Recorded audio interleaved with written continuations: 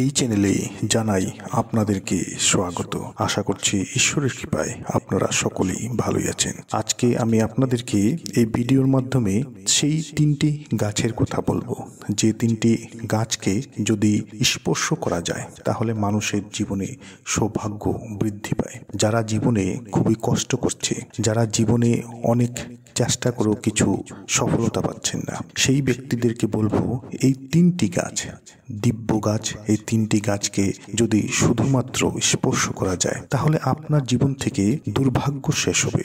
যারা এই তিনটি গাছকে প্রতিদিন স্পর্শ করে, যারা এই তিনটি গাছকে প্রতিদিন স্পর্শ করে দেবতুল্য এই গাছকে প্রণাম জানায়, তাদের জীবনে সৌভাগ্য বৃদ্ধি হয়। সকল ধরনের অশুভ শক্তি তাদের জীবন থেকে দূর হয়ে যায়। যারা বারংবার জীবনে চেষ্টা করার পরও যারা জীবনে কিছুই পাচ্ছে না, যারা ভাবছে তাদের ভাগ্য তাদের সঙ্গ ছেড়ে দিয়েছে, সেই ক্ষেত্রে যদি এই তিনটি গাছকে শুধুমাত্র প্রতিদিন স্পর্শ করা যায় এবং দেবতুল্য হিসাবে স্পর্শ করে এই তিনটি গাছের সামনে দাঁড়িয়ে যদি আপনি প্রার্থনা করছেন, আপনার মনোকামনাগুলিও পূর্ণ হয়ে যায়। আপনার জীবনের থাকা সেই কঠিন সময়গুলি, সেই সমস্যাগুলি আপনি জীবন থেকে দূর করতে পারবেন যদি এই তিনটি গাছকে শুধুমাত্র আপনি স্পর্শ করতে পারেন। তো নমস্কার বন্ধুরা, যারা আজকে এই চ্যানেলে নতুন রয়েছেন, চ্যানেলটিকে সাবস্ক্রাইব অবশ্যই করবেন, পাশে দেওয়া বেল বটনটিকে অবশ্যই ক্লিক করবেন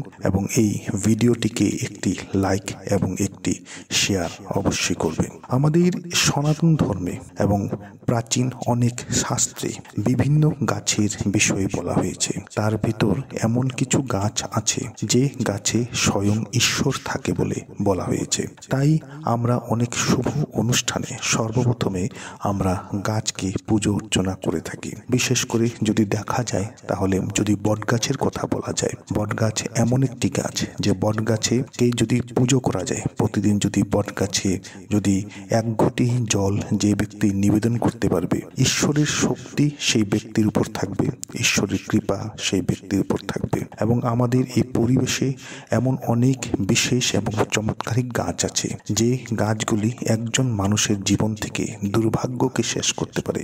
যদি আপনার জীবনে একটি খুবই ভালো চাকরির প্রয়োজন, যদি আপনার নবগ্রহকে শক্তিশালী করার প্রয়োজন, যদি আপনার জীবনে কোনো খারাপ প্রভাব চলছে, যদি কোনো ধরনের কোনো দোষ আপনার জীবনে চলছে, আপনার বাড়িতে যদি বাস্তু দোষ রয়েছে, আপনার বাড়িতে যদি কোনো নেগেটিভ শক্তি রয়েছে, সেই ক্ষেত্রে আপনি শুধুমাত্র গাছের সাহায্যে আপনি ঈশ্বরের শক্তি আপনি পেতে পারেন, ঈশ্বরের বরদান আপনি পেতে পারেন। এবং যে ব্যক্তি এই বিশেষ গাছগুলিকে প্রতিদিন এই নিয়ম অনুসারে, নীতি অনুসারে যদি প্রতিদিন এই গাছকে যদি পুজো অর্চনা করে, তাহলে সেই ব্যক্তির জীবন থেকে সকল ধরনের কষ্ট সেই ব্যক্তির জীবন থেকে দূর হয়ে যায়। এবং গাছকে যদি পুজো করা যায় এবং সেই বিশেষ গাছের সামনে প্রতিদিন যদি একটি করে প্রদীপ প্রজ্বলিত করা যায়, তাহলে একজন দরিদ্র ব্যক্তিও খুব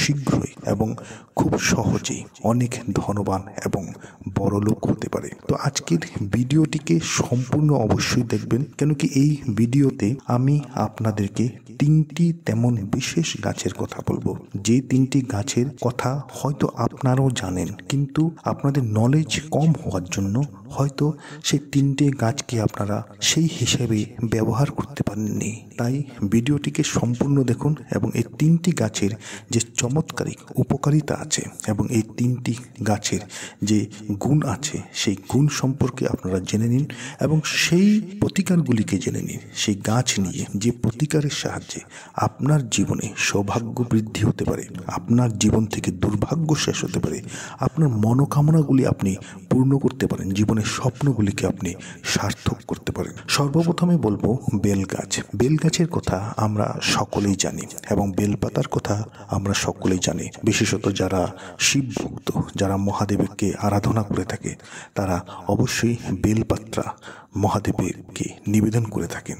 তো বেল গাছ এমন একটি গাছ বলা হয় যে মা পার্বতী বেলগাছকে সৃষ্টি করেছিল, তাই বেলগাছে যে ডাল, সেই ডালে থাকে মা পার্বতী। বেলগাছের গোড়ায় থাকে ব্রহ্মা এবং উপরিভাগে থাকে বিষ্ণু, এবং সমস্ত বেলগাছে মহাদেবের বাস বলে বলা হয়। তাই বেলগাছকে নিত্য পুজো করা অবশ্যই দরকার, এবং দেবতুল্য হিসাবে বেলগাছকে প্রতিদিন আপনি প্রার্থনা করুন, এবং প্রতিদিন আপনি একটি করে প্রদীপ অবশ্যই জ্বালাবেন। প্রতিদিন যে ব্যক্তি বেলগাছকে স্পর্শ করবে, প্রতিদিন যে ব্যক্তি 7 বার করে বেলগাছকে স্পর্শ করে যদি প্রণাম করে, প্রতিদিন যে ব্যক্তি বেলগাছকে স্পর্শ করে নিজের মনোকামনার কথা বলে, নিজের সমস্যাগুলি দূর করার কথা বলে, বেলগাছেরকে এই কাজটি করলে সেই ব্যক্তির জীবন থেকে সকল ধরনের দরিদ্রতা দূর হবে, সেই ব্যক্তির জীবন থেকে অর্থ সংকট দূর হবে।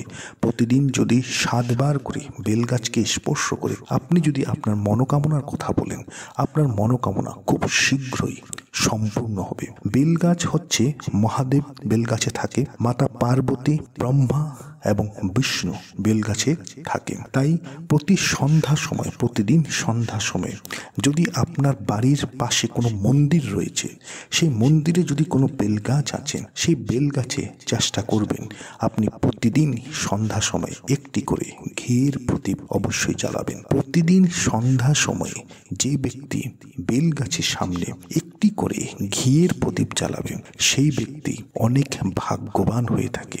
দরিদ্র ব্যক্তিও রাজা হয়ে যায় যে প্রতিদিন সন্ধ্যার সময় বেলগাছকে একটি করে প্রদীপ জ্বালাবে। বেলগাছে একটি করে প্রদীপ জ্বালালে মানুষ ধনবান হয়, মানুষ গুণবান হয়, মানুষ পরাক্রমী হয়, মানুষের মনোকামনা পূর্ণ হয় যদি বেলগাছের স্পর্শ করে 7 বার, এবং মানুষ শক্তিশালী হয়, সৌভাগ্য মানুষের যথেষ্ট পরিমাণে বৃদ্ধি পায়। ত্রিদেবী থাকে বেলগাছের 3টি পাতায়। বেলগাছের যে 3টি পাতা থাকে, একটি পাতায় শ্রী লক্ষ্মী, একটি পাতায় থাকে মা কালী, এবং একটি পাতায় থাকে সরস্বতী। তাই দুর্গা পুজোতে আপনি মা দুর্গাকে অবশ্যই 3টি বেলপাতা প্রতিদিন নিবেদন করবেন। 3টি বেলপাতা আপনি নিবেদন করলে মা দুর্গা অত্যন্ত বেশি সন্তুষ্ট হয়ে থাকে। নিখুঁত আপনি 3টি বেলপাতা আপনি অবশ্যই মা দুর্গাকে নিবেদন করবেন। এই 3টি বেলপাতা নিবেদনের মাধ্যমে আপনার জীবন থেকে দুর্ভাগ্য শেষ হবে, আপনার জীবনে সৌভাগ্যর বৃদ্ধি হবে, জীবনে আপনার সফলতা প্রচুর পরিমাণে বৃদ্ধি পাবে। যদি আপনি বেলগাছের যে গোড়া, সেই মাটির নিচে 4 আঙ্গুল নিচে একটি তামার রিং আপনি সেই 4 আঙ্গুল নিচে সেই তামার রিংটিকে আপনি রাখবেন। কিছুদিন পর সেই তামার রিংটি সেখান থেকে তুলে আপনি যদি সেই তামার রিংটি যদি আপনি ধারণ করেন, তাহলে আপনার জীবন থেকে অসফলতা দূর হবে। যে ব্যক্তি এই কাজটি করবে তার জীবনে খুব শীঘ্রই এবং খুবই বেশি পরিমাণে তার জীবনে সফলতা চলে আসে। রাহু কেতুর যদি দোষ থাকে, শনির যদি দোষ থাকে, তাহলে একটি তামার রিং বেলগাছের গোড়ায় মাটির নিচে 4 আঙ্গুল নিচে রেখে কিছুদিন পর সেটিকে নিয়ে আপনি ধারণ করুন। সেই তামার রিং অনেক বেশি শক্তিশালী হয়, মানুষের জীবন থেকে খারাপ প্রভাব, খারাপ সময়গুলিকে দূর করে থাকে। দ্বিতীয় যে গাছটির কথা বলবো সেটি হচ্ছে স্বামী গাছ। স্বামী গাছ মহাদেবের অত্যন্ত প্রিয়। যদি স্বামী গাছে যদি লাল চুড়ি, বাড়ির যে মহিলারা রয়েছে সে যদি লাল চুড়ি যদি স্বামী গাছে যদি নিবেদন করতে পারে, তাহলে বলা হয় যে তার যে স্বামী, তার স্বামী অত্যন্ত ধনবান হয়ে থাকে।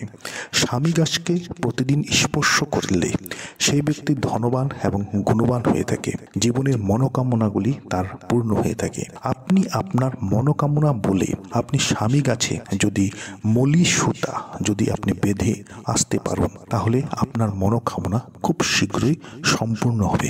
প্রতিদিন স্বামী গাছকে স্পর্শ করে এবং স্বামী গাছের নিচে একটি করে যদি ঘিয়ের প্রদীপ যদি জ্বালানো যায়, তাহলে আপনার জীবন থেকে অর্থ সংকট এবং দরিদ্রতা খুব শীঘ্রই দূর হয়ে যাবে। তৃতীয় যে গাছটি হচ্ছে সেটি হচ্ছে শেফালি ফুলের গাছ। শেফালি ফুলের গাছের যা উপকারিতা তা অনেক চমৎকার। যারা শেফালি ফুলের গাছকে নিত্য স্পর্শ করবে এবং যারা শেফালি ফুলের গাছের নিচে প্রতিদিন একটি করে প্রদীপ জ্বালাবে, মা লক্ষ্মী তার উপর সন্তুষ্ট হয়ে থাকে। শেফালি ফুলের গাছকে মা লক্ষ্মীর বোন বলে বলা হয়। তাই শেফালি ফুলের গাছকে দেবতুল্য হিসাবে, দেবীতুল্য হিসাবে যদি আপনি প্রতিদিন পুজো করে এবং একটি করে ঘিয়ের প্রদীপ জ্বালিয়ে আপনি যদি আপনার মনোকামনার কথা বলুন, যদি আপনি আপনার জীবন থেকে দরিদ্রতা দূর করার কথা বলুন, আপনার জীবন থেকে অর্থ সংকট দূর করার জন্য আপনি প্রার্থনা করেন, তাহলে মা লক্ষ্মী খুব শীঘ্রই আপনার জীবনে অনেক বেশি পরিমাণে ভালো দৃষ্টি দিয়ে থাকে। শেফালি ফুলের গাছকে প্রতিদিন স্পর্শ করলে মা লক্ষ্মী সন্তুষ্ট হয় এবং শেফালি ফুলের গাছকে প্রতিদিন স্পর্শ করে প্রার্থনা জানিয়ে একটি করে প্রদীপ জ্বালালে আপনার জীবন থেকে ধনবান আপনি তো হবেনই, আপনার জীবন থেকে প্রতিটি খারাপ অধ্যায় আপনার জীবন থেকে দূর হয়ে যাবে। জীবনের প্রতিটি ইচ্ছা আপনি সম্পূর্ণ করতে পারবেন। তো এই তিনটি গাছ অনেক চমৎকার গাছ, দেবীতুল্য, দেবতুল্য। এই গাছকে যারা প্রতিদিন স্পর্শ করবে, যারা প্রতিদিন এই তিনটি গাছকে যারা একটি করে প্রদীপ জ্বালিয়ে যারা নিজের মনোকামনার কথা বলবেন, প্রার্থনা করবেন, তাদের জীবন থেকে অনেক সমস্যা দূর হবে, তারা ধনবান হবে, গুণবান হবে, তারা জীবনে অনেক বেশি সাকসেস তারা পাবে। প্রতিটি প্রতিকার করার পূর্বে সেই প্রতিকারের উপর আপনার বিশ্বাস থাকতে হবে, ঈশ্বরের উপর আপনার বিশ্বাস থাকতে হবে, তাহলে আপনি সেই প্রতিকারের ভালো ফলাফল অবশ্যই পাবেন। মনে সন্দেহ সংকোচ রেখে প্রতিকার করলে আপনি তার হয়তো ভালো ফল নাও পেতে পারেন। আশা করছি ভিডিওটি আপনাদের ভালো লেগেছে। ভালো লেগে থাকলে ভিডিওটিকে লাইক করুন, শেয়ার করুন। যারা আজকে চ্যানেল নতুন রয়েছেন, চ্যানেলটিকে সাবস্ক্রাইব অবশ্যই করুন।